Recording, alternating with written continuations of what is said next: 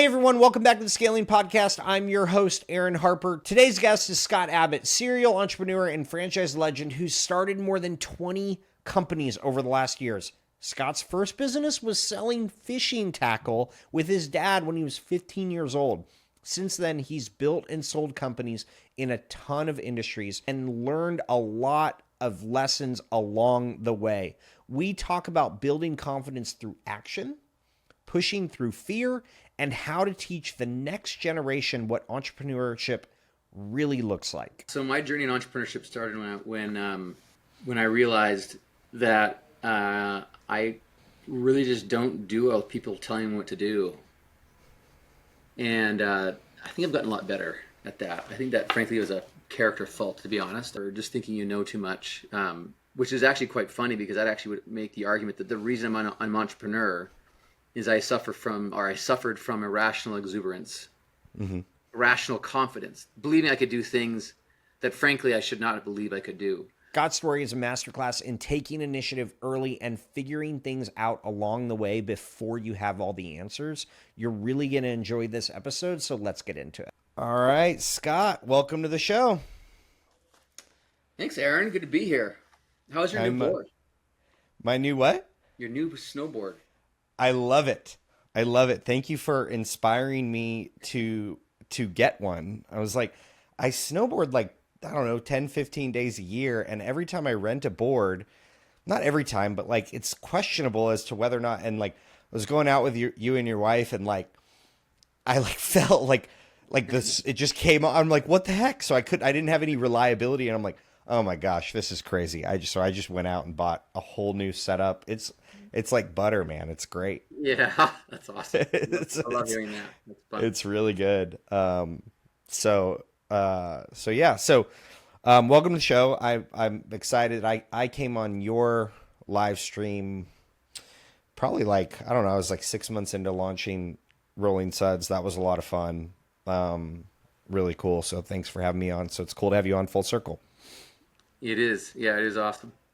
All right. So for the listeners who don't know you, I want to do kind of a deep dive on your background. You have owned like over 20 businesses. You've been an entrepreneur since you were, in high school or even sooner than that. Yeah, some have worked, some haven't, some have worked really well. And so I kind of just want to navigate through that background and double click on different things. But yeah, if you could just we'll start there. Yeah, so my journey in entrepreneurship started when I realized that I really just don't do well with people telling me what to do. And I think I've gotten a lot better at that. I think that frankly was a character fault, to be honest. I think it's probably etched in ego or pride or something, or just thinking you know too much. Which is actually quite funny because that actually would make the argument that the reason I'm an entrepreneur is I suffered from irrational exuberance, irrational confidence, believing I could do things that frankly I should not believe I could do. And that's, I think, probably where it all started. But yeah, my journey in entrepreneurship began when I worked at McDonald's. I got my first like real job. I had other, hustles to try and create some financial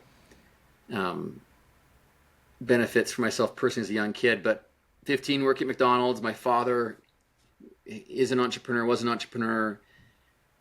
He was a fanatical fisherman. Today's a fishing guide, which he does professionally now.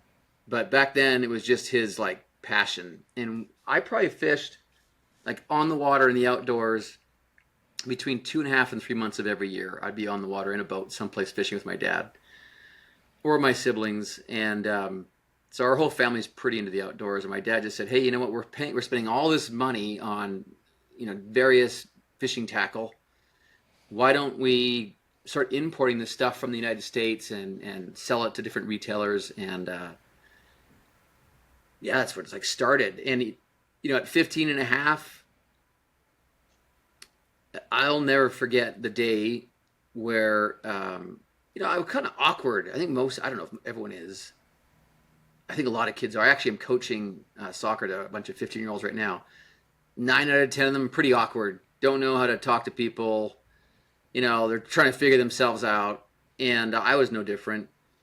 Anyway, I'll never forget it. The day that I bussed from my high school to my dad's office downtown, walking into this little office environment he had a cubicle available for me. There was a black phone sitting on the desk. There was a Yellow Pages beside it. And he said, okay, we've got these different manufacturing lines, Sluggo, M&G, Stidham Lures. And what I want you to do is just open the Yellow Pages and start calling the various retailers that are in Winnipeg, Manitoba, which is where I'm from, and seeing if you can't get them to take a meeting with you so you can pitch them on buying fishing tackle from you. Like, that was the extent of my instruction. I love that. And be right or wrong, it was like I sat there just terrified, staring at the phone. I remember just the pain of like pressing the line 1 button on the black phone and then hoping and praying that no one would answer the phone because I could hang up and get out of this very uncomfortable experience. And then, learning about gatekeepers and how to get past gatekeepers to get to the owners, and leveraging the fact that I was a young entrepreneur, and a lot of entrepreneurs just want to see other entrepreneurs be successful, frankly. And so I got meetings with people because I was 15 and 16 and 17. Mm-hmm. And, walking into these stores, if I couldn't get them on the phone, driving to a local retailer all across Manitoba and Ontario and Saskatchewan, and walking in with my bag of baits and finding the owner. And anyways, like I learned so much about myself, my ability to get past very difficult, terrifying things in the moment that today for me is nothing. Like, right. But stretching myself to things that I thought in the moment were very difficult that I look back at now and laugh at, like, that's nothing. But we created this foundation and frankly just built confidence. I needed to have that moment of, building confidence, and also just realizing that, like, why wouldn't I be in business for myself? Mm-hmm. Why would I work for somebody else? So that's where it started. That's awesome. So that was with your dad, that business? Bass Brothers Fishing Tackle Distributors. My dad had a logo created that had 2 smallmouth bass dressed in the Blues Brothers like tux with a black bow tie and the Blues Brothers hat, and they would fish. They're kind of swimming alongside each other. That was my very first company's name, Bass Brothers Fishing Tackle Distributors. And we grew the business until I was 20. We had about 8, 9 manufacturing lines. I was selling all across Canada by the time I hit 20.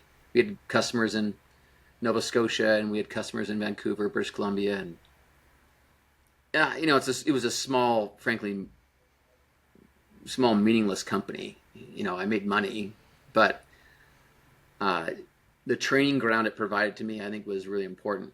So I actually think that's where probably some of that false confidence comes from. It's like, it's like anything. When you've got kids, and I know you've got a couple kids, Aaron, right? You just posted one of your kids has a birthday a couple days ago, right?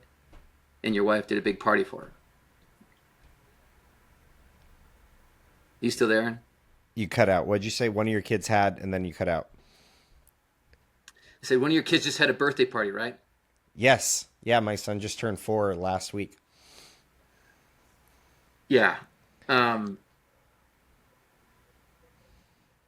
hope to teach him entrepreneurship. Like, he sees me grinding it out. He sees me down here in the studio. He sees me up there. Like he knows, like when he knows what the logo is, on my shirt. And I think that we're just going to see more and more entrepreneurs, especially in this younger generation. I mean, you and I have talked about that. Like, they just don't have the same mentality of like, go to college, get a $60,000 job, rise up the corporate ladder. Like, it's more foreign, I think, to the younger generations than it was to me, and the people I went to college with. Yeah, and I think the point that I would make here is that your son, who's 4, the more you let your son do things that he's never done before, he starts to build confidence. Mm-hmm. And for me, those early stages of entrepreneurship gave me a little leg up on confidence in, just hustling and making things happen on my own. Um, so super grateful for that. Ultimately, that business, I think I've sold 12 companies now. Maybe it's 13. I don't know the exact number. I have a note someplace that reminds me what it is, but um, that business, I didn't understand that I did not understand at 15 till I closed the business down when I was 22 or 23. And I didn't understand that you could build something, and instead of like just closing it, you could sell that thing to someone else who actually wanted to do something with it moving forward. So, learned a lot about that. Like, don't just close it up. Create value, transfer value. So that was also an important thing to understand. So you had that business, and then was the painting business the next one?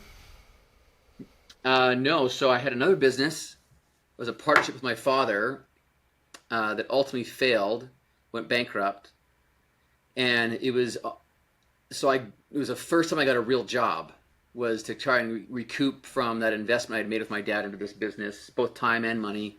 It ultimately did not work out, and I learned a lot from it. But it was hard. Young father, 3 young kids. Oh wow!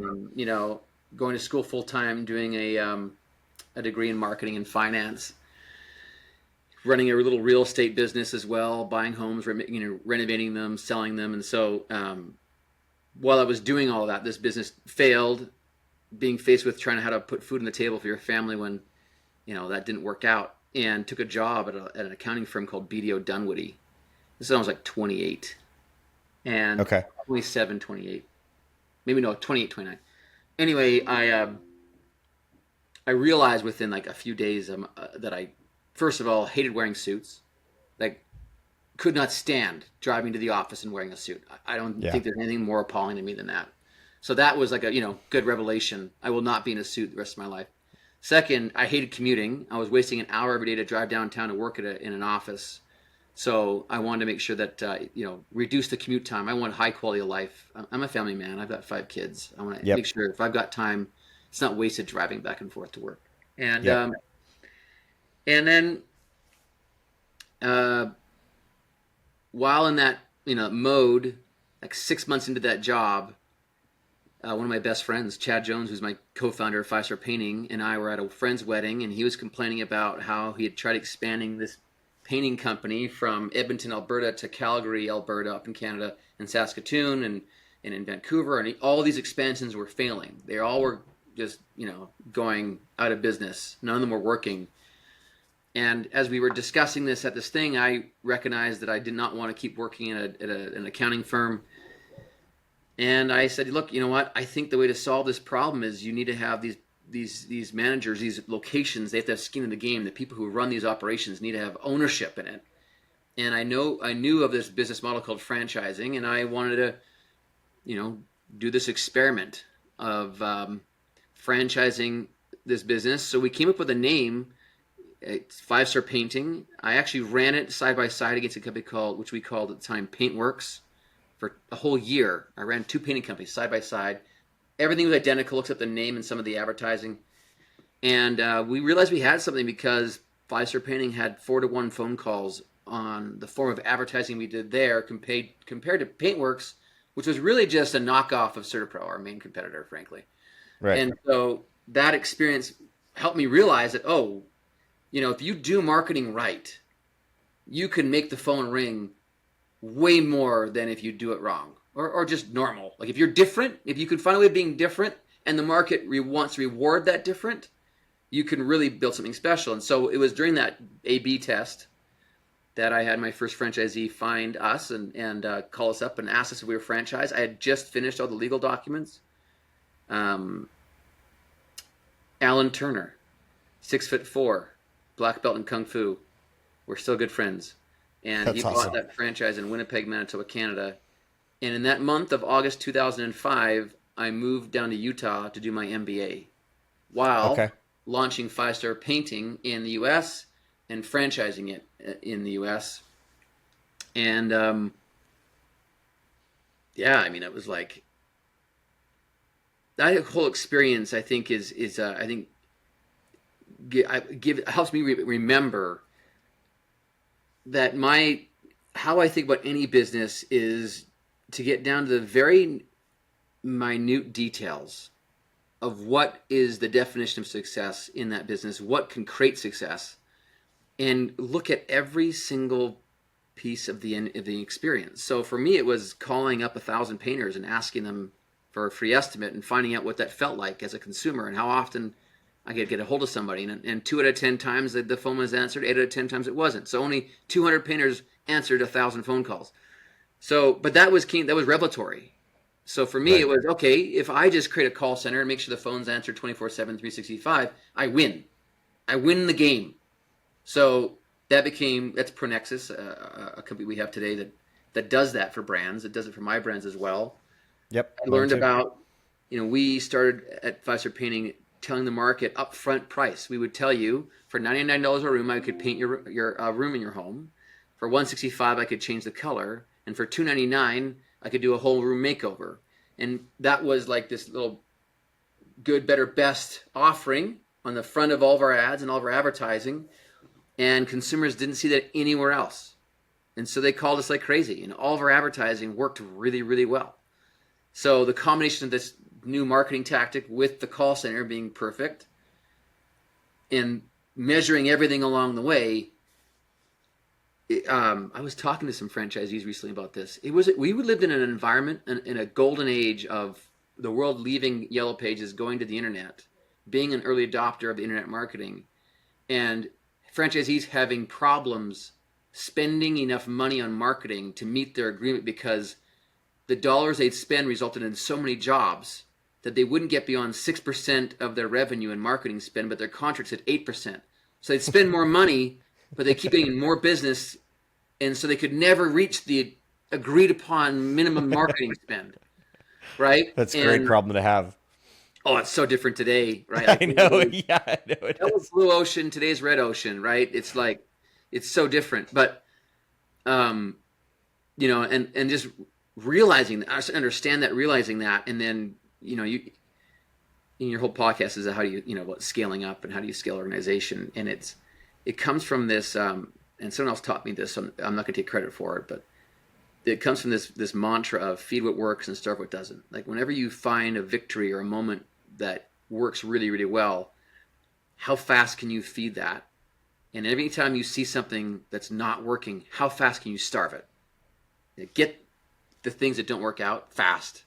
The things that do work, scale as fast as you can. Find all the bottlenecks, break them. And that for 5-Star Painting, from 2005 when we started it until 2010 or 15 when we sold the business, worked really, really well. So how big was the business before you decided to franchise it? And yeah, so it was a local business. You added one franchisee and then decided to franchise it, or how what was the size of the business when you decided to take it to market?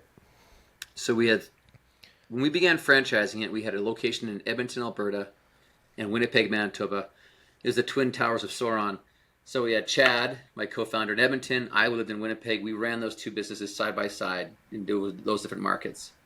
In August of 2005, we opened our third corporate location in Salt Lake City and another one in Las Vegas, Nevada. So we had actually 4 locations, all painting. I don't know, we were doing $2.5, $3 million a year in painting work. That's probably an exaggeration. I don't know the exact number. It's something like that. Okay, cool. But we began franchising when we only really had 3 locations that were corporate. And then our first franchisees were all like employees of ours, families of friends of ours, family of employees of ours. Somebody's like, oh, what they're doing is working. Can I get in? Cool. And where did you come up with the idea to franchise it? Because like when I got into franchising, I didn't even know what franchising was. Like I thought it was McDonald's. So did someone give you the idea? How did you know about it? Yeah, I'd heard of the franchise model. I mean, I worked at McDonald's when I was 15, right? So I worked at a franchise concept when I was 15. But my dad, when he was younger, I just remember, I don't know, I was probably 10 or 8 or 9. He had a gig where he was doing franchise sales for a concept called Koya Japan, which was like a fast food service for, Korean food. And I remember him just telling me how you'd sell one of these franchises, you'd get a commission of like $10,000 or $15,000. And I remember just thinking, oh my gosh, like this is like 40 years ago, right? So it's a lot of money. and just thinking that was kind of cool. And he explained to me that it was franchising. And so it just stuck in my mind, a little seed that didn't germinate until I'm 28 years old, and we're talking about this problem. And I remember saying, oh, there's this thing called franchising that people buy their own businesses. And if I could convince people to buy this business, they'd be more committed to the success. And that literally was what happened. And Chad looked at me and said, Scott, do you know how to do this? I said, I have no idea. But like, hell, we can figure it out. So, we found a lawyer, got to work, right? That's great. That's awesome. So how many franchisees did you build it to? And talk to me about the process of selling it. Yeah, this is good experience. I think for any entrepreneur to just hear about. We built it to 120 locations, 130 locations, somewhere around that. And the business was growing very, very quickly. We lived right through the 2009, 2008 era, one of the Great Recession. Business kept growing, franchisees kept doing well, and the 2009, 2010 period just alerted me to something. Now, I should disclose I have a finance degree as well, okay? So I've learned a lot about how companies are valued. And one of the things that that's always been scary to me is that you can run an amazing company. Like you can be a superhero CEO, but sometimes external events like tariffs could come in and rip your business apart.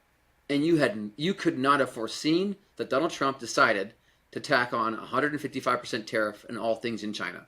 As of today, which if your listeners are listening to it later, they may go, what, it's 300% now. Who knows what it's going to be? It may be zero. I don't know. Very unpredictable. An external event. You have no control over it. And if you're in the business of importing from China, your business is toast. Okay. I lived through 2009 where the entire world finance institutions froze and all credit markets were dead. And I went from selling 25 franchises to 6. And so 25 owners, these are people, not territories. 25 owners bought, and 25 owners would pay, back then it was like $1.5 million in franchise fees. And now I'm collecting, whatever it was, $300,000 in franchise fees. And that swing, and it happened overnight, which was very unpredictable. Like it was very difficult to manage through. And that stuck with me. Like my net worth is 99% 5-star painting. And 5-star painting could tomorrow die because someone did fake mortgage loans and I had nothing to do with it. And so after living through that very difficult period and then thriving through it, frankly, into 2013, 14, and doing very, very well as an organization, growing very, very quickly, therefore the business value grew very quickly as well, I just did what I think a lot of entrepreneurs do. And I said, look, I'm going to sell the business. I'm in love with franchising. I love home services. I want to diversify my holdings. I'm going to take some chips off the table. At the time, I still owned Bath Solutions, which is a bathroom remodeling company. I still owned Pronexus, which is a call center business that takes care of other clients. I also had co-founded a business called Joe Homebuyer, which is a wholesaling real estate franchise system. And 5-Star Franchising was the kind of parent co. So we had this business that was doing well. 5-Star Painting was one of the brands we sold off to Neighborly. Back then it was called Dwyer Group. And I told Mike Bidwell, who sadly passed away in the last year, was the CEO at the time. And when we started talking, I said, look, well, two things that probably important to note for the listeners. One is,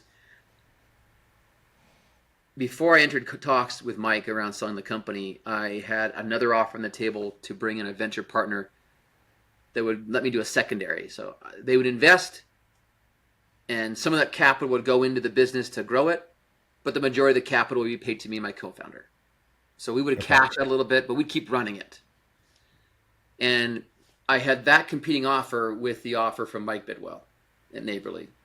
So I made sure when I negotiated the deal I negotiated was fair in that I had two competing offers fighting against each other for my attention.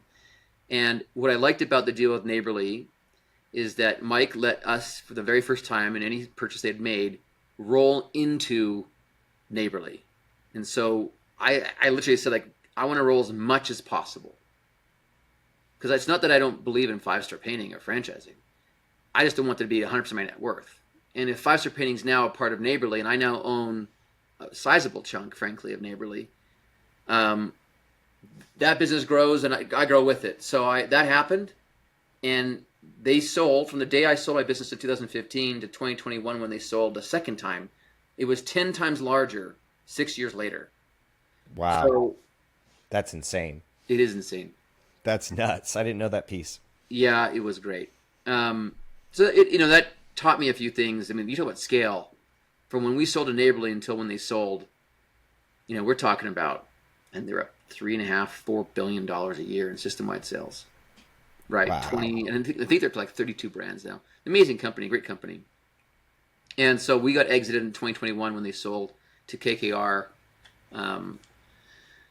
But that taught me something else. Like, when you think about leveling up.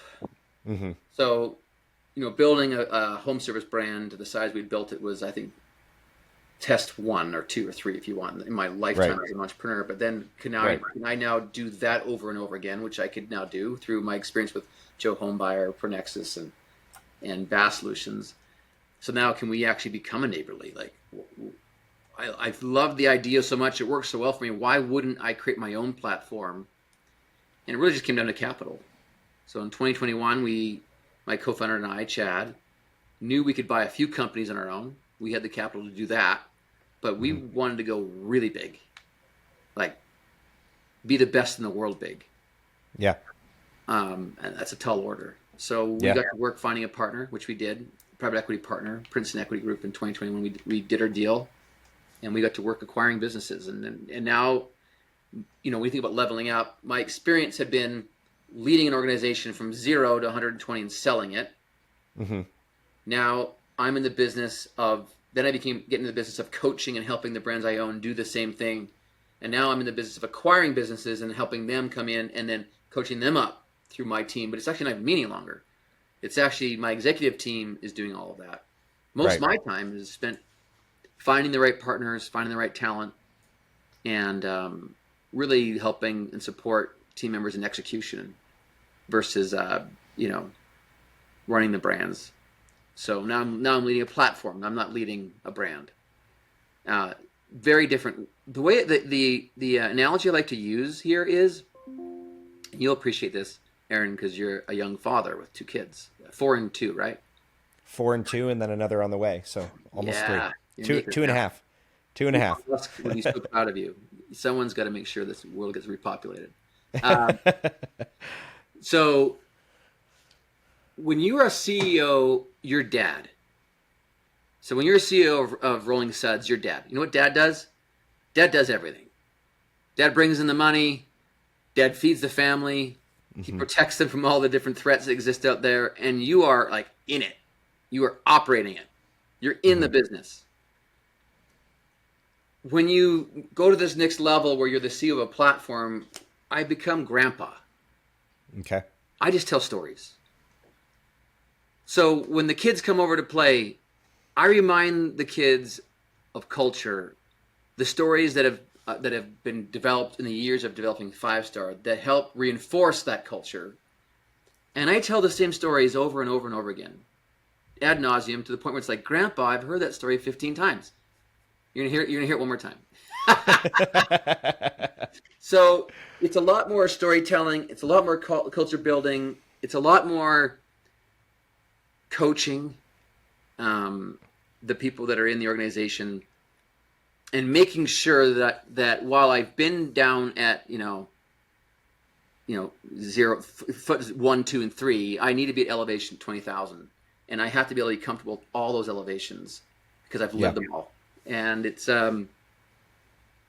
I think it's been great. I mean, we built a business that's grown 3,000% in the last 3 years, which is, when you think about that, that's like, wow, that's wild. 4xing almost every year. It's a lot. That's It's, insane. 3.5xing every year. It's a lot. So you had 3 brands when you partnered. No, you had 4 brands when you partnered with Princeton. 3. Pronexus, Joe Homebuyer, and Five Star Bath. Yeah. And then what have you acquired since then? The first deal was Gutch Covered Blinds, who was a client of Pronexus. Second deal was Bio One, which does bio remediation, bio cleanup. Third brand was Mosquito Shield. I think I got that right. Fourth brand, Packouts. Mosquito Shield, Decorate with Lights. So fifth brand was Packouts. Sixth brand was Card My Yard. And that takes us to our current count, where we're at today. Okay. So that's it. And how many units and system-wide sales across all of them? 1,500 locations, 1,000 owners. I don't know, $340 million. That's wild. That's amazing.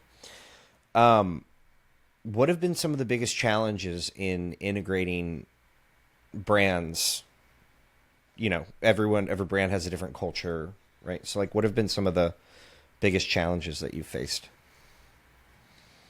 In my undergrad finance degree, we did a whole, 2 or 3 classes just on mergers and acquisitions, which included how you value businesses and how businesses are trading and the different methods of doing that.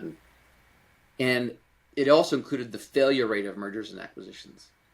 And I'm pretty sure it was either 70 or 80% of all M&A deals fail. Wow. It's a lot. That's a lot. Yeah, that's 100%. It's a lot. Even the best at this fail regularly. Like, how many stories have you heard of a founder who sold their business to private equity? Private equity takes it over. Founder leaves the business. Business fails. Founder buys the business back from private equity for less than they sold it for, fixes the business and sells it again. Like, these stories happen all the time. I know many founders who have lived these things. So for us, we have gotten really good at it. I'd say that there's, if you're really good at picking your winners, selection is probably so much part of this game. Like, we talk to a lot of companies. There's always 3 or 4 companies I'm negotiating with at least any given week on a term sheet. And there's a lengthy process that we have to go through to make sure that there's a fit. Culture is probably the most important thing, frankly. You can fix, if you have the right culture, you can fix a lot of things. But why has it been successful? Well, sticking with the theme of home services helps. I feel like we know the customer in every instance that we're dealing with it. We went deep on the people that we're bringing into the business. We understand who's coming on board, and that that dating before you get married is important. I'll say that it's not like we haven't been 100%. All the businesses are still in existence. They're all doing well. They're all growing. But I would say there's varying degrees of growth and success, right? So I've got some of our brands that are like absolutely tearing the cover off the ball. Even this environment are just growing at paces that are mind-blowing. Like adding $35-40 million a year in system-wide sales. That kind of growth. Just incredible. And I've got other brands that are growing at like, $2 or $3 million a year. All still growing, but very different types of growth. Yeah. And I'd say one of the biggest things that I see that happen often is that some founders do not prepare a business to. In my view, the sign of a great leader is that they can walk away from the company and it never fails. So we should be building businesses that don't need us. That's how you know you're building a good business. If you're building a business for an ego trip so that you can tell everyone that I'm so important that when I left the company it failed, I don't think you're a very good leader. I don't think you're a good entrepreneur. I think you are a person trying to reaffirm something that they needed, just deep-seated insecurities they got to deal with. And aside from that, I believe that firmly. I have seen, there have been challenges. Smart entrepreneurs, very successful, very wealthy people that just didn't build the systems that could scale. So we buy a business and we spend so much time upgrading the systems to support and be foundational to true, real rapid growth. So we come in and then everything's got to be kind of fixed to the point where now it can have the foundation to go and grow very, very, very quickly. So that would be some of the takeaways or learnings of, like, don't think about solving today's problems. Think about solving the problems of tomorrow. It's like Wayne Gretzky saying, I skate to where the puck's going to be, not where the puck is. You got to be able to see that. And in this environment of home services, there's a huge technology uplift that can be taken advantage of that often is not. And I do see often just simply underperformance because they haven't hired the people that are needed. Like, and it makes sense. Sometimes companies are started, and the people that are attracted to that business are very capable of doing 0 to 50 franchisees, but 50 to 150 franchisees or 500 franchisees. Oh my gosh, never experienced that before. And so you've got to level up along the way. It doesn't mean that the person has to be exited, but sometimes they have to change seats on the bus. Culturally they're still a fit that's great, but maybe they don't know how to lead at that level, so you have to make some adjustments. So yeah, I mean, for us, and I've talked to you about this, like we grew and have grown really fast. Last year I had a couple leaders in the organization, and they could handle it when we were adding 1 to 2 to maybe 3 franchisees every 8 weeks. But as we scaled the team and hired more people and needed them to lead more than do, we just frankly outgrew them. We went from going from having, 2 to 3 every 7, 8 weeks to 7 to 8 every 4 weeks. And so what I needed to do, and what I spent time on last year, a lot of my time on, was building the team before I need the team for where we're going at the end of this year, not where we were then. And from my experience, that takes hiring people who have done the thing before in that department and led that department. So we went really top heavy on leadership so that they could build their teams the way they knew they needed to be built, so that we could build for a 450 unit system versus waiting till we get to 450 units and saying, oh, what do we do now? And that's a pretty significant risk, I think, for probably most entrepreneurs, and even me as well. Just like, okay, I got to invest for where we're going to be a year and a half from now, and what do I need to do that? Yeah, it should be in every entrepreneur's mind. Those are the things that when you go to sleep, you asked me earlier, what do you worry about? Yeah, that should be something you're asking yourself regularly. Is this team, is this company ready for the next thing? Mm-hmm. And what changes have to be made, adjustments. So when you were when you were still doing 5-star franchising, you sold that and you had the other companies, was there ever a thought process of like, hey, I'm not the guy that gets it to the next level? Or was it more about like what you said, which is like, de-risk, my entire net worth's tied up in this business, let me diversify? Or has there ever been an element as an entrepreneur of like, hey, maybe I need to put a different person in the seat, or maybe I need to level up myself, or I need to scale my own life and break through personally? Or has that ever been part of your thought process in your journey? Yeah, there's no question that there have been moments in time where I realized that I am not enough or good enough to do what I need to do. And it's hard to come to terms with sometimes. Mm-hmm. At the same time, I don't think anyone's ever accused me of being, lacking any confidence. So sure. even if I maybe don't have all the skills needed, very, very confident that I have the capacity to do whatever has to be done, that I can rise to any occasion or level that is needed. And as long as I can understand what is needed, then I can get myself there. So I've invested a lot into my own, personal growth. That comes from, I read a lot of books, obviously. I don't read them once, I read them 2. If the best ones are read 2 to 4 times. Like it's one of those things that if I love something, I will go deep on it because there's something I need to learn there. On my whiteboard, if you could see it, there's all these like sayings from every book that I've ever valued. They sit there and remind me of things that mean something very important to me. And so I try to make sure those things are integrated into my life. I invested in a peer group through EO, Entrepreneur Organization. I've been in a peer group for 12 years with people who have built businesses that are worth hundreds of millions of dollars.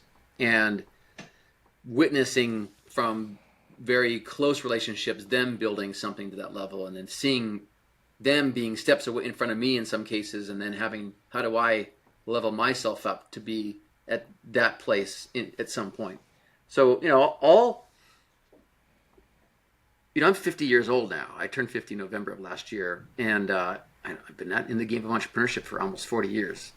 Wow. Or I guess it'd be 34 years, 35 years. It's a freaking long time. Right? And, if you asked me these questions 10 years ago, I'd feel a lot more inept, frankly, and maybe, lacking in so many ways. Mm-hmm. But, there's very little that can replace just, frankly, experience. And the only way you can have that experience is if you're testing and pushing yourself to limits you've never experienced before. And the only way you do that is if you do things you aren't comfortable doing. Like, I'll give you a wild example of this, and it should speak to like who I am. If you want to know who Scott Abbott is, I'll give in my poor kids, because they have to live with this all the time. Like, if any of my kids ever tell me they're scared of doing something, that's like the one thing you don't want to tell me. The moment you tell me you have fear, you experience fear, is the moment I'm telling you we're doing that thing. Whatever that thing is you're scared of, we're going to do that. But I'm terrified of that. That's why we're going to do it. I don't want anything to stand in the way of any person that I care about. And the other day, a friend of mine called me up and he said, Scott, we want you to do a comedy show. You're going to be a stand-up comic. And I literally said, like, the moment you said that, the amount of fear and butterflies that started just welling up inside me told me, you're going to do that. The moment I felt like saying no because of fear was the moment I said, yeah, I'm doing it. Okay, when am I on stage? How much time do I have? And like, what resources do I have available to me? And so, like, Wow. I'm literally developing a comedy skit right now with about 6 jokes I've been working on for 3 weeks. I should go on stage on May, whatever it is, 3.5 weeks from now, May something. How long? How long is your get? What do they call it? Skit? My bit. Your bit. My bit. That's it. Yeah, your bit. How long is your bit? 8 minutes. That's a long time. That's good. I can't wait to hear about how it goes. Yeah. I hope it goes really well. I honestly think like one of the greatest fears of all time of mine would be to stand up in front of, there's gonna be a couple hundred people there and tell a joke and have nobody laugh. That's gonna suck because it's gonna happen. I know it's gonna happen, right? But anyway, so the only way that I will grow and develop is if I'm feeling uncomfortable doing things. And so if I start to feel a sense of discomfort, it's the signal to me that I must do that thing. That's cool. So that's how I think about life. And I think as a professional, the way you level up is you continually get to yourself being uncomfortable.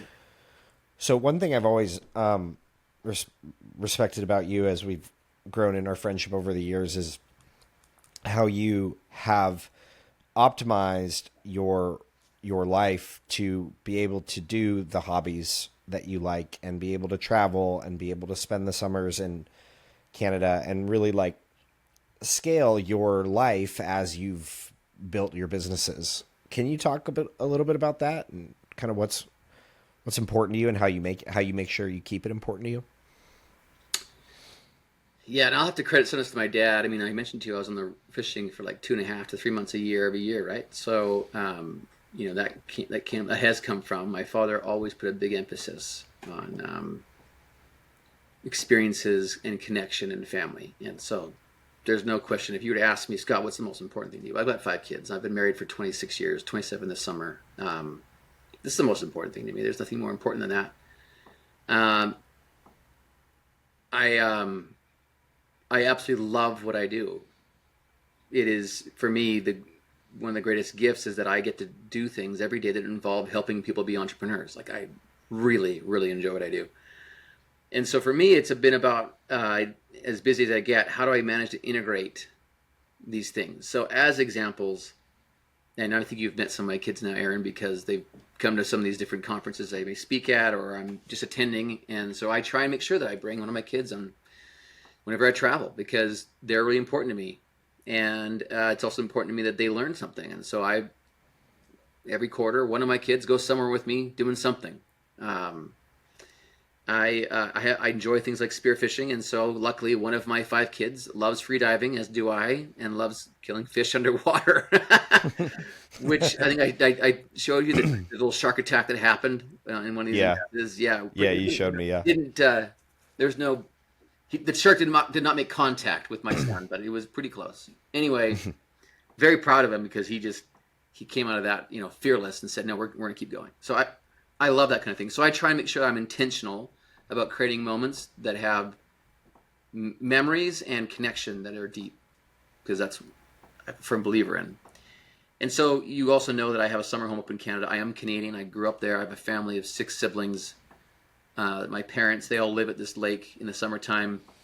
And so I bring my entire executive team out.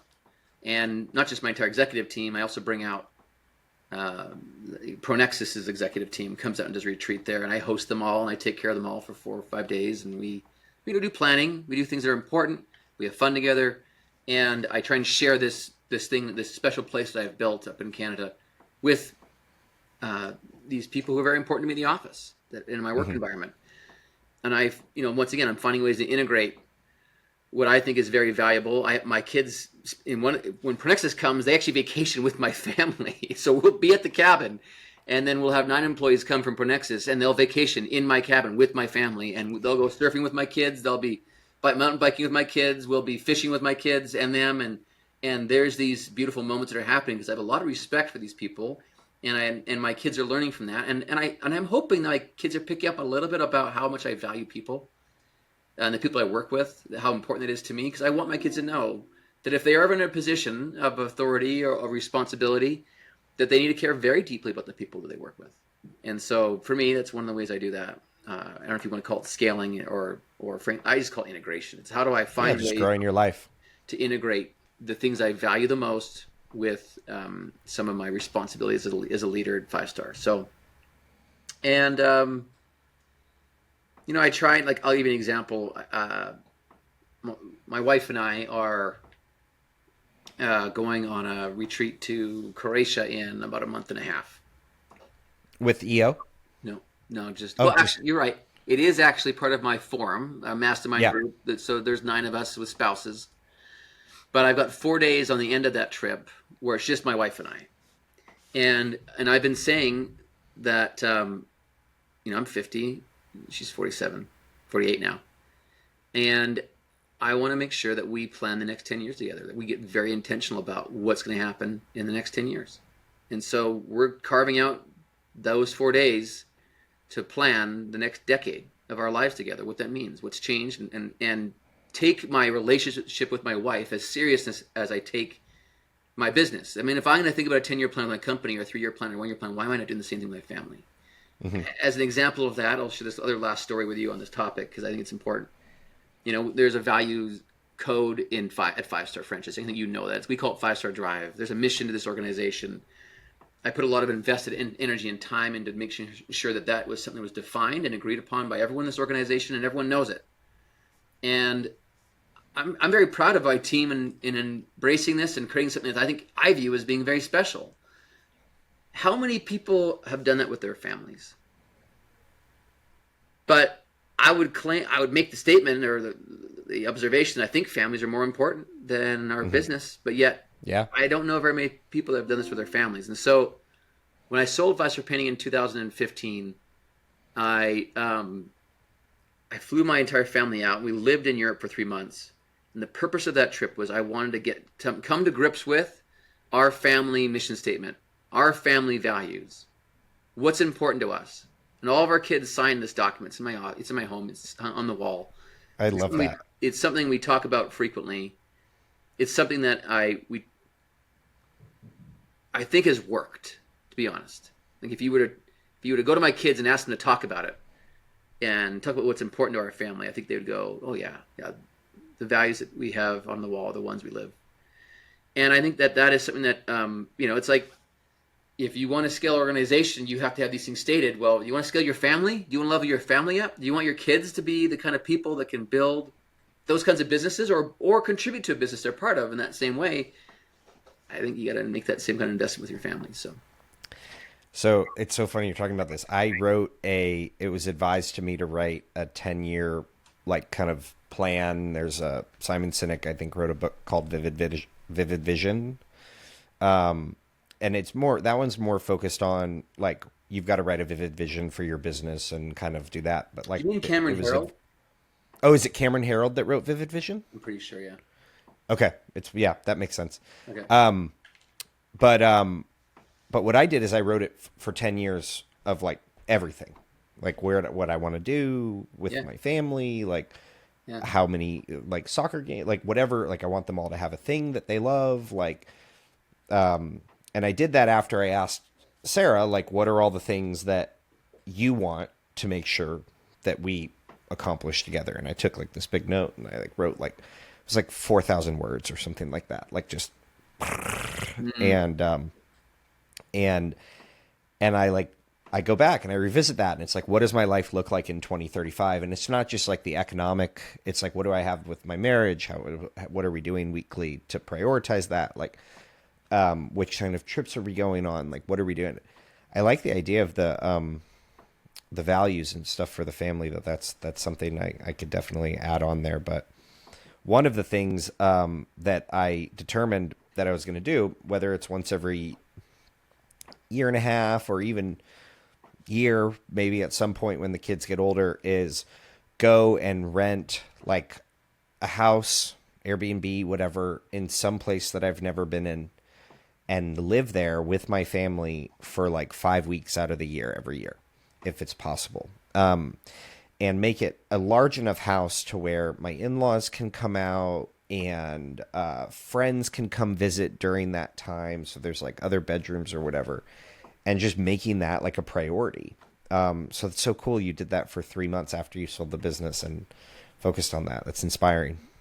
No, it was like we rented a castle in the middle of the French countryside. That's so like cool. We literally lived in a castle, and it was that has been imprinted upon me, that moment in time when we were doing that together. I felt very aligned and connected to my own wife and kids in doing that. So it was special. So what's on the, whatever you're comfortable sharing, what's on the horizon for the 10-year Croatia life plan? What are some of the things that are on the IDS topic board? for those people listening that like traction, Scott and I both run our businesses on EOS, so you're going to hear words like IDS and rocks. So what are the rocks? What are the identified detect solves? The 10-year vision. Well, I'll be very honest. I try to make sure I stay very open-minded, because this is a consultative effort that my wife and I are both in, and there are things that are important to me, and I know there's things that are important to her. Yeah. But I will say that as it pertains to business, I'll spend some time with family in a minute here. Okay, cool. As it pertains to business, within 10 years, I actually believe, and I thoroughly believe, that we can build the world's greatest franchise platform that has ever existed. And so when we ask the question, what does greatest mean? Does it mean the most amount of revenue? Does it mean the most successful franchisees? Does it mean the biggest impact in the home for consumers that use our service, and they rate us the best company in the world to do or take care of their needs in home services? All things that are open to definition. But when I look at the team that we have here, when I look at the franchisees we have, when I look at the brands and the future we have, I believe that in 10 years, that is something that could be accomplished. And it'll be very, very difficult. And I haven't always believed that about the companies I've run. So for me, it's a little bit of like, wow, we could actually do that. This is something that's in the realm of possibilities. And if you'd asked me this question when I started 5-Star Painting, I'd be like, hell no. No, like I mean, maybe in 50 years we could pass them all, right? So I do believe that's something that is definitely for me that's important. When I sold 5-Star Painting, I think most entrepreneurs experience, at least the people that I've known have sold meaningful companies, there's usually an identity crisis that happens. And I'm no different. When I sold five-star painting, if I were to use the word depressed, I don't like that word very much, but if I were to agree that that was a possible feeling you could have, I would say that I had it for about 6 months after selling five-star painting. There was a bit of an identity crisis that occurs, and I had to get really deep as to like the things that are really important to me. And I have arrived, and I know exactly what that is. I know exactly what makes me very happy and what I love doing. And so I'm doing the thing I love doing more than anything else. This is, to me, not just like a financial thing. It is a life's purpose thing. So the 10 years for me revolves around magnifying or amplifying that mission. So what'll be important to see is to make sure my wife and I are aligned in that. Yeah. Right? Does she also believe that 10 years from now, when I'm 60 and she's 40 or 58, that she would say that's part of her vision too, that has happened. I hope it is. I hope it does.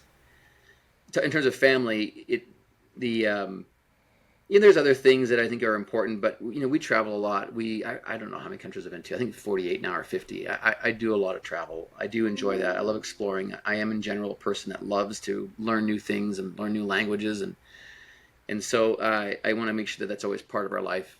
And experiences, I would call that what I call once in a lifetime experiences, creating those moments where people will never forget it. And and having those moments, like Aaron, you and I have gone backcountry snowboarding together a few times. Mm-hmm.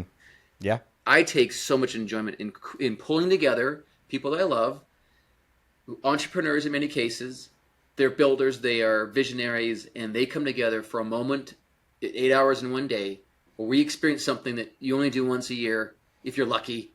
And it is something that for many of them, I often hear like that was one of the funnest days I've ever had in my life because it was so wild. And so those are the kinds of things that I live for. I like doing that for people that I care about. I love doing that for my family. That's always part of who I am.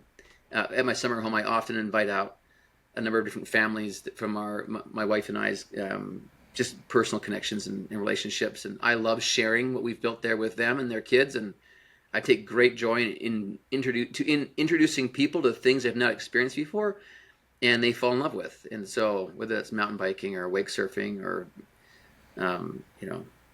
exploring the wilderness and canoeing through the middle of nowhere in Canada, fishing outdoors, I find a lot of peace and joy in those things. So I think someone said to me once that money just amplifies the things that you love, and I actually, that makes me feel good in some ways because I look at the things I've spent my money on and they all revolve around things that create experiences and opportunities for people to experience something pretty cool. So it'll be more of that.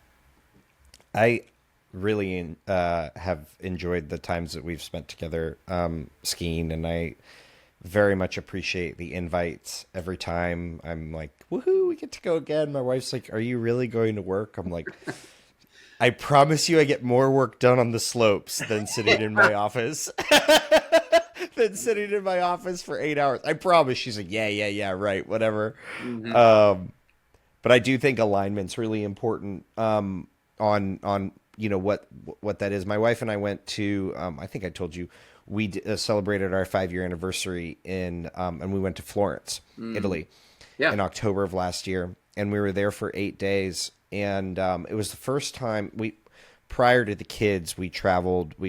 I proposed to her in Montreal.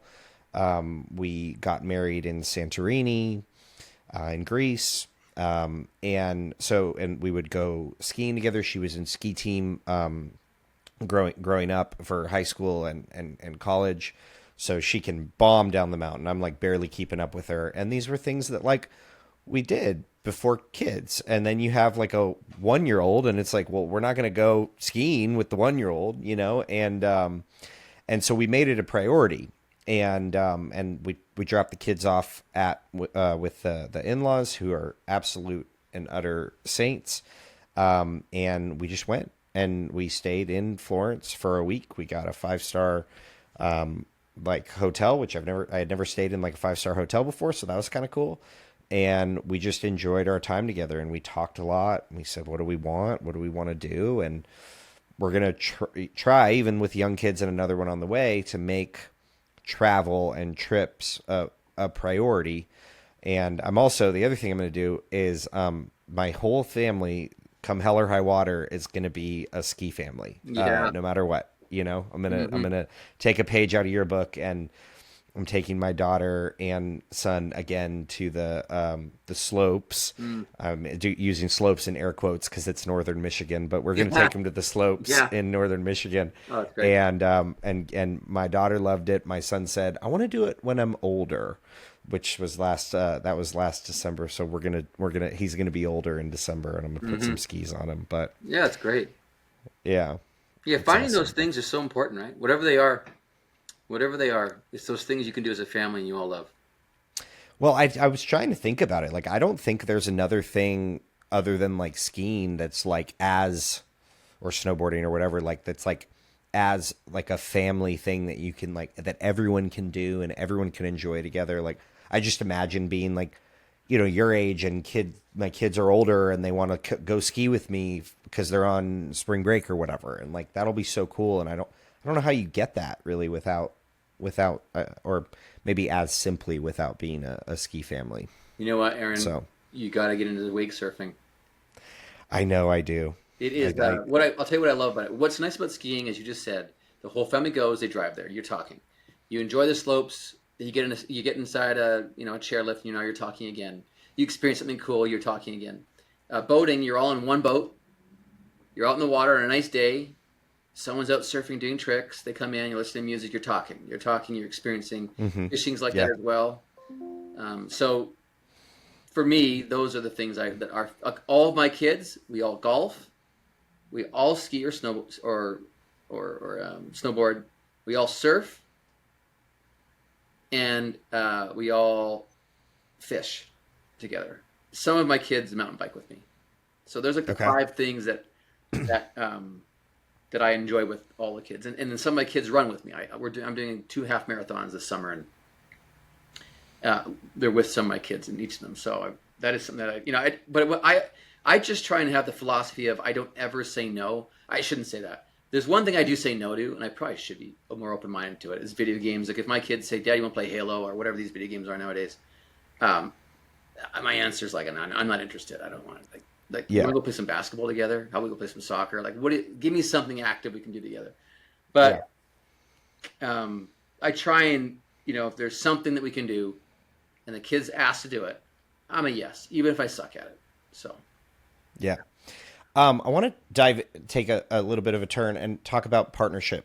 One thing, that you said to me once stuck with me is like, you get to like do all this stuff with your best friend, Chad, who yeah, I've met, and you get to, build. And I just want to kind of like dig into like, how do you define a good partnership? How have you kind of navigated these big meaningful life changes together? And yeah.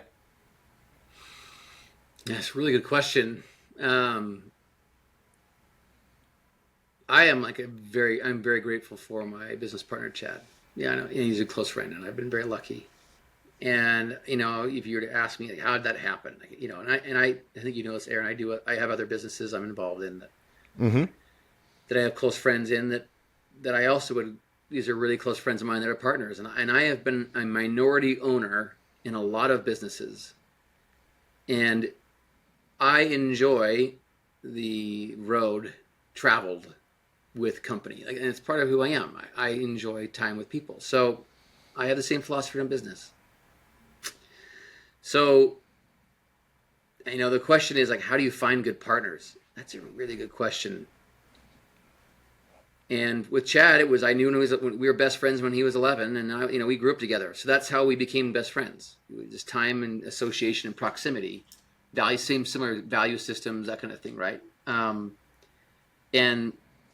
how do I know he's an amazing partner? Because we have tested the very difficult Mm-hmm. things together, and we've stayed loyal to each other throughout the entire process. And we both add value to each other's lives in all kinds of partnerships, not just at 5 Star. We also have a little venture fund we invest out of together, and we do a lot of things together. We do real estate together as well, and so there's it's worked out. But I would say if there is one thing I've learned around partnerships, it is that making sure it's very clear about how the partnership can dissolve if it's not working. For whatever reason, things happen. And to do that in a way that's very respectful, so that if people part ways, the friendship is not sacrificed in that process. And, I've done that wrong a couple times. And so I'm probably a little better at it now because I've done it wrong a couple times. And I think the other thing is it's like anything you feed will grow. And so if you want to have green grass, you better water it. So if you want to have a great partnership, you better feed the partnership. And like that could I'll tell you one of my favorite stories, Aaron, about my partnership with Chad, is that Chad's a watch guy. Like, I don't know if you know this or not, but the guy has like literally, I don't know, 25 or 30 watches. Very, very, very, very nice watches. Oh no, I didn't know that. Yeah, like on his bedstand, he has like a box full of watches that self-wind all the watches, and he's got like every time I see him, he's got a different watch. And so we did a deal in 2021, and with Princeton, and I wanted to celebrate that deal with him, and so I texted his wife, who's a very close friend of mine as well. She's my wife's best friend as well. Like this is a close partnership. We travel together all the time. We spend a lot of time together. And I said to his wife, Shauna, hey, what is the watch that Chad is obsessed about right now? Because I know there's one. There's always some watch he's obsessed about. And so she sent me this text about this picture. It was a limited edition IWC watch called Top Gun Pilot. It's a sand color, only 250 of them made or something like that. And you can't get them anywhere. So I start calling over every single IWC shop in the United States. And I found out there's only 2 shops in the U.S. that have this watch. One of them happens to be in Park City, Utah. So I drive up to Park City, Utah. I buy the watch. I put it on my wrist. And I walk into the office, into his office. And I think to myself, how long is it going to take before he realizes I'm wearing this watch? I kid you not, it was less than a second.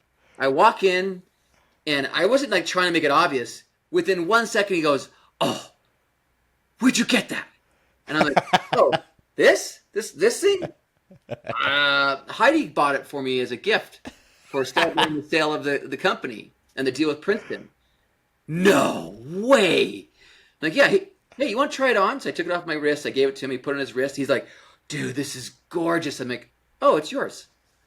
And he's like, "No, you can't do that. It's your wife." "No, Chad, it's yours." "Scott, your wife bought this for you. I'm not taking it from you." "No, I bought this watch for you. It is your watch." Like a little tear came to his eye. We walked outside. He thanked me, and I and he has been very kind with those kinds of gifts with me. Where he bought me, I'm a huge mountain biker, and he bought me a mountain bike, a very, very nice mountain bike that I really, really enjoy riding. And we have that kind of a friendship relationship where, we're not afraid to debate things that we believe strongly in. We call it vigorous debate. Some call it arguing. I don't know. We're not afraid to do that, but he knows that I care deeply about him. And so, the advice I give to anyone is if you care deeply about someone, you need to invest in them. And that needs to be not just, it can be gifts. Everyone's got different love languages, right? It can be time. It can be service. You got to figure that out. Make sure you understand what that is and make those investments. And we've done that with each other, and it's helped feed the partnership and trust that we need to navigate very difficult moments. And the whole money thing just kind of works out. Like it's, I don't try to get caught up in that stuff. At some point, you don't need any more money. So yeah, it's marginal difference in happiness. Yeah, I would say there's actually an argument that the more money you make, the less happy you become. I think there's actually a correlation of like you need a certain amount to be happy, and then you can get a little more happier by having a little more money. But like at some point, this literally goes the wrong direction. Yeah. So, I think we all have seen that gone wrong for some people. Yeah. Yeah. I'm reading I think I told you about this book, The 5 Types of Wealth. And he talked about this study where, it was like they surveyed like a bunch of people, and it was a study on happiness, and they asked them how much money they felt like they needed to be happy.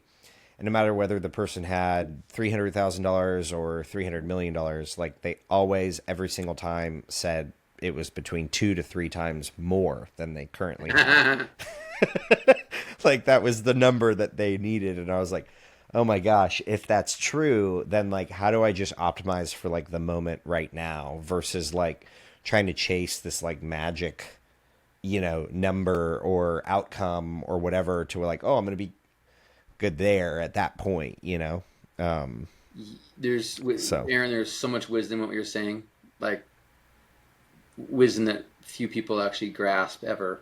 I think you're in the fortunate position where you've acquired some wealth in your process, right? And so I think you've probably certainly come to realize some of these things. I'll just share this with you. I was blessed with this experience when I was very young. I was 25 years old. I had just had my first son. He was about 5 or 6 months old, and I was day trading stocks. And I did very well. I made some trades that made me a lot of money. So I went from being a broke student that had nothing. I came from nothing, and I had nothing, and all of a sudden I had a lot of money. Like literally in a 1 week period, enough money to start thinking about buying very weird things. and I just remember thinking in that moment that like nothing changed other than my bank account. Mm-hmm. And the only thing that was important to me at that time was my son and my wife. Like, mm-hmm. Yeah, nothing changed actually. Like my bank account did grow, and I didn't buy any weird things, mm-hmm. and I just kept on living my life from that moment. And it was just this like epiphany of like, when you don't have anything, money can almost completely, eclipse everything else, because it's like, how am I going to feed my family? How am I going to provide for, all these, it's constantly in the way of everything. It's a noise.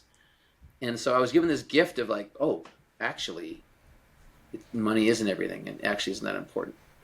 You need it to survive. But there's a point clear. I think someone I respect a lot said to me, Scott, excuse me, this is at the time when I was, so I was 25. I think the average income was about $40,000 a year in Winnipeg, where I was growing up. And there's this big study that just come out and said that, effectively at $50,000 a year, no one had surveyed at a higher happiness level after they had met their basic needs. They could pay their rent, they could buy the groceries, and they could live. Once that was taken care of, there was no incremental happiness. I think there's some truth to that. Yeah. You and I have talked about community a lot. We've had great conversations. I've really enjoyed them. And I just wanted to talk about how, building your community, whether it's through EO or whether it's through church or, just in general, has kind of helped you grow as an individual. And yeah. Yeah, I mean, it's a promise that franchisors make, right? We create a community of peers in a brand, and then we bring those people together to experience owning Rolling Suds or owning a 5-star brand. And that is a big part of every human experience. We want to be accepted, loved and accepted for who we are. And much of that comes from being in a community that has similar value systems, and you can kind of learn from each other. And so for me, I as you know, I'm an active Mormon, so I go to church every Sunday. And I surround myself with people who have similar value systems, and I've developed many very, very loving, valuable relationships over my lifetime from that community, and it's been awesome. And similarly, as an entrepreneur, and I'll share this for those entrepreneurs listening, because some of them probably think the same thing that I was thinking, and I've come to know or experience that in fact I'm not the only one. I used to think truly that I was the only guy or person, woman or man, right, that had in their mind this way of thinking. And I literally believed that, like, no one else thought like me. And so I didn't identify with a lot of people I knew. Like, a lot of the people I got to know and friends just, we did not have this, we were not in the same wavelength at all. And so I was going to these franchising events, and I kept bumping into people that I had a lot of respect for. And every time I'd have these very authentic, deep, and you now know, Aaron, we know each other well enough that we have weird conversations. But I love to get very deep. I love to be very authentic, and I like to have it's a very meaningful stuff. To me, that's really important. And a lot of people don't like doing that, frankly. They just want to stay surface, you know. Mm-hmm. And I kept noticing that these people that I had a lot of respect for belonged to this group called Entrepreneur Organization, EO. And I think the fourth time it happened, I went, this is ridiculous. My most favorite people in franchising are EO members. So I just applied online and joined, and I've been in that same form now for 12 years. And I remember having this epiphany in my third or fourth meeting as people are sharing updates, we call them, where they're just kind of going through their life, their family, their business, their personal, what's happening. And as they're sharing things, and they're sharing from, in many cases, the hidden, I would call it, the stuff that you don't normally tell people. And they're sharing these things, so I'm actually seeing what they're thinking is, and what is going on in their mind. I realized I'm not alone. Like, I'm not the only person that's crazy. Mm-hmm. There's actually a lot of people that are crazy like me, and this room's full of them. And it was actually so reassuring. That moment was like, oh, I felt like finally I found my little community, right? And so I've been a part of that for 12 years. It's been extremely powerful. You know, you're in peer groups. There's no telling people what to do. There's no giving advice.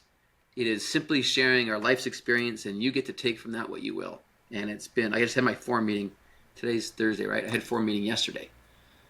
So I saw a lot of these people who I've come to love deeply, and these people are very, very, very talented business minds, among the best in Utah. And you've met some of them because I did. I had dinner with a couple of your forum members. It was great. Did. That's right. Two of my favorite guys in this world. Yeah. We went for dinner. It was great. We went snowboarding with as well. Mm-hmm. And these are. I think it's so important. If I would tell any entrepreneur, you need to not try and do this journey alone. It is a lonely, hard battle. It's very, very difficult. And whether it's YPO or EO or, you name the mastermind group, I don't know which one you want to pick. EO has been good for me. You need to join one of them, and you need to be part of that and have that community with you, because you're going to have moments that are very difficult. And being next to someone else who's lived it is so helpful. I know you created your own little mini group of franchise oars that get together regularly, and I applaud you for doing that, because I think that is it just makes it. Plus, life is meant to be lived with and made enjoyable by these relationships, and so I think that I don't know why anyone wouldn't want to take advantage of that. So yeah, that's great advice. You talked about your 10-year plan, becoming the biggest and the best home service company, and you talked about whether or not that's the best to the customers, the best rated, the most profitable franchise, like whatever, all that stuff. I would love to learn a little bit more about, like, what does that mean to you, and what does the next 10 years look like for 5-star? Yeah, we got to buy 20 more companies. Okay. 20? 20? Yeah, at least. Yeah. Okay. We've got to buy 20 more businesses. That's actually, if you walk to my office right now, I have a chart. It's a little mountain trip. At the very top of that is 26 brands. I think that's about right. That's about what you would need to cover the majority of the services I want to take care of in a home. And I want to pull together this idea of owning the home. It's about taking care of the customers, not just their one problem of resolving their bathroom issue, but it's resolving any of their home issues from a brand committed to what we call the 5-star promise. And it is delivering on that quality and making sure that ultimately they're giving us a 5-star review every time. That's the mission of the organization in terms of how they deliver their customer experience. So I got to find another 20 brands that have got great management teams that have a similar value system to mine, that see that vision and want on board. And so there's some work to do there on acquisitions. Clearly there's some work as well, just filling the rest of the dots on the map for the existing brands we've got. So we've got to add, about 1,000 locations within the brands we have today to have them max out that network and get to about 85% of the communities in North America. And it's, I have the team we need to get there. We need some more people for sure, but we've got the foundation to make that happen. And it's a matter of, over the next 10 years, that's about, what's that? It's like 2 deals a year. That's very doable. That's doable. It's very doable. I think you could totally do that. I think I know I can. You could totally do that. Yeah. Yeah. Awesome. Well, Scott, this conversation has been amazing. I always enjoy our talks. Well, thanks for having me on, Aaron. Next time it'll be me interviewing you. I think we've got something scheduled here in a few months, so the table will turn and the shoe will be on the other foot. The shoe will be on the other foot. If people want to find you or learn more about any of your brands or whatever, where can they find you? Yeah, best place is 5starfranchising.com. That gives you a quick peek into the brands we've got, our value system, and what's important to us. Cool. Well, awesome, Scott. Thanks for coming on. Great. Thanks. Talk to you soon.